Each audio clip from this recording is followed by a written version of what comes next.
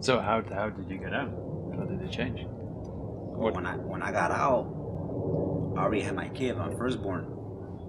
Homeboy Industries was a huge impact in my life. I always wanted to go to Homeboy Industries since I was young. I used to go and see a bunch of gang members. It's like a big old hangout, a big old prison. And I went on, I talked to Father Greg, and I told him my story. And he automatically hired me right there. He like, you know what, you don't even have to go through the raffle or nothing. He told me, you're hired. And it's crazy because when I went over there, I took a gun, right? And he told me, son, I'm gonna ask you a question. I told him, what? He like, were you active? And I looked at him dead in his eye. I told him, yeah, I'm still active. He's like, where's your gun at? I said, I left it in the car. And right then and there, he hired me. He like, son, you're hired. I'm like, why would you hire me if I just told you I got a gun, I'm still active? He said, because most people like you come in here and lie to me. They said they're not active. A month later, I catched them outside fighting over neighborhood stuff. Saying, I know you're active, but just try to work on that. You're hired. And I got hired. And I came home and I told my girl, fuck, man, I got hired. And she like, for real? And I was like, yeah. She's like, oh, that's cool. And it was part-time for like 90 days. And then they called me on to the office, like, you know what, you're full-time now. And I was working there for like 6 months, and the opportunity came, like, you want to go work at a restaurant in the city hall? I was like, hell yeah. They're like, they give you tips and everything, more money. So I went to City Hall, and I've been there ever since. And normally our program at Homeboy Industries is only 18 months. And then you got to get on your own. Well, like last week, I just became core, which means I'm there for permanently. I don't have no 18 months no more. So I was like, cool. I was telling Sammy about it. Because if you have a lot of tattoos and you don't take nothing off, they know you can't get a job nowhere else, so they keep you. So taking the tattoos out worked to my advantage a little bit, and you know, now I'm there for a little bit longer. Which is a good thing. You like that? Yeah. Now, who's who's important to you in your life right now? My family. My family. Like I don't see how did my dad not change. I'm saying having us.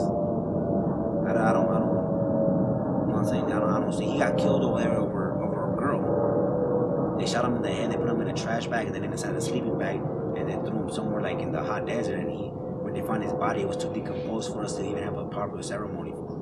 Your father. Yeah. So it's crazy because I always thought my dad can't die. I always looked at my dad like, man, he could get shot 20 times. He won't die. But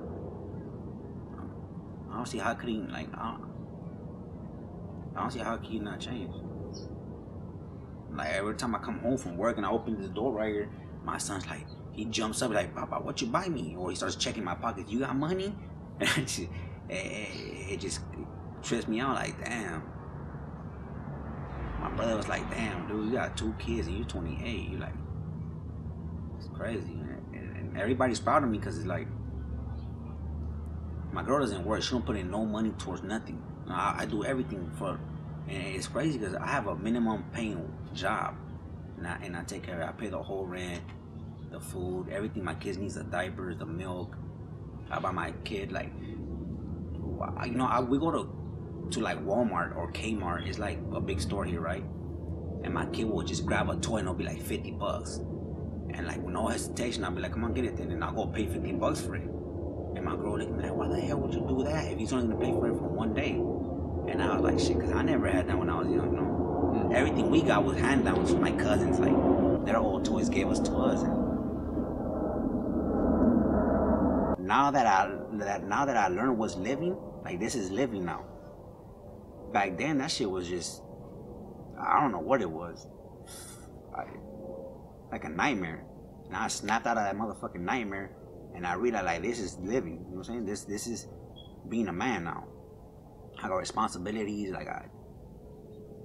it's crazy. So now that I got a little taste of that, it's like I'm ambitious now. It's making me hungry for that. That's what drives me, that's what moves me. Like, man, I gotta do this. Like if I get another raise, it's just like, damn, I'm doing better. The more money I see, the more like, it's like a drug now. Instead of using crystal or cocaine, now all I use is the drug of the job, that thrill. That's my thrill now. Like, damn, I got this new now, you know, I keep doing it. So in 10 years' time, where do you see yourself? I think you pretty much answered the question. In 10 years, I see myself in a house, new car, maybe a little bit more kids. It's crazy. When I want to get into work, I look at my back seat and I see 2 baby car seats in the back. And I'm like, damn, that's crazy. My wife gets mad because I had this system in the car with these big old 12 speakers, and the car goes and now when the kids are in there, I gotta turn it down. I don't even put music no more because she gets mad. But yeah, in 10 years, I see myself doing. It is 2 things. It's either in 10 years I'm doing real good, or in 10 years I'm doing life in jail.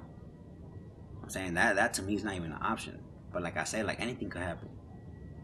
From now on to 10 years, anything could happen. And the kind of situation I'm in is like walking on eggshells. Because it's real simple for me. Going to the store, I get into a fist fight. That's it for me. You know, I go to jail for life for a fucking fist fight. So like any trying to like problems, I try to avoid it. Like if I see a bunch of guys over there, I try the other way. Like, okay, we're going this way then. I accomplished so many things happening out of jail. How do you explain to your son your tattoos? I don't. What will you do when he starts asking? You know what I'm saying? I'm just telling him, you know, I made some bad decisions, and then I don't want you to make the same decisions I made. Like I don't know, like the kind of conversation I'm gonna have with him about that, but I try to teach him from young, like, you know what I'm saying, this shit right here, this shit bad. I don't want you to do that. So I'll go crazy if I see my son doing the same shit I'm doing. We'll move. As soon as I see him acting up, smoking weed or anything like that, we're out of here.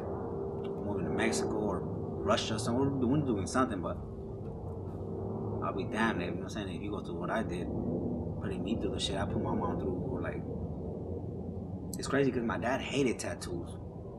My dad hated tattoos with a passion, and I be thinking like, damn, if he would see me now the way I look, he'll be hurt. He'll be mad, but he's dead now. But yeah, I don't want that for my son. Cool, man. Well, thanks for sharing this. Just last thing is, when people see these pictures in the book or in posters or whatever, what do you want them to see? What do you think they'll see? They'll probably ask themselves, like, we wonder what could he have done? What could he be now if he looked like this? Because being like this, so far he just got a job and takes care of his family. But what if he was like this? What could he be doing? That's what I asked myself, that question. Like, damn,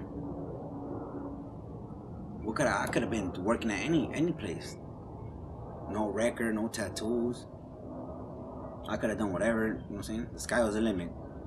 Now with this, there's a limit to it, you know what I'm saying? We're looking like this, there's a limit. But I'm trying to break that thought, like, you know, there's a limit looking like this. I want to, sky's the limit looking like this. I don't want no limit. So, you know, I'm trying to break through everything. I just want to, I don't know. I just want to be successful, to let everybody know, like even the little homies from the hood or whatever, I just be like, man, you know what? You don't have to be doing this shit no more. You could be living the way I'm living. You know what I'm saying? Without just doing the nonsense shit you're doing. It's ridiculous. It's ridiculous. Waste of fucking lifetime, you know, 9 years. I accomplished all this in a year and a half. Imagine in 9 years what I could have done instead of fucking rotting in a fucking cell. I regret that shit. I regret getting tattoos. I regret it. I regret everything. But now it's different. Now I'm trying to be something. I don't want to be the same old person no more. I'm tired of that shit. Everybody thinks it's a joke that I'm lying. Like, oh, nah, it's just hell no. I'm done with that shit. That's it.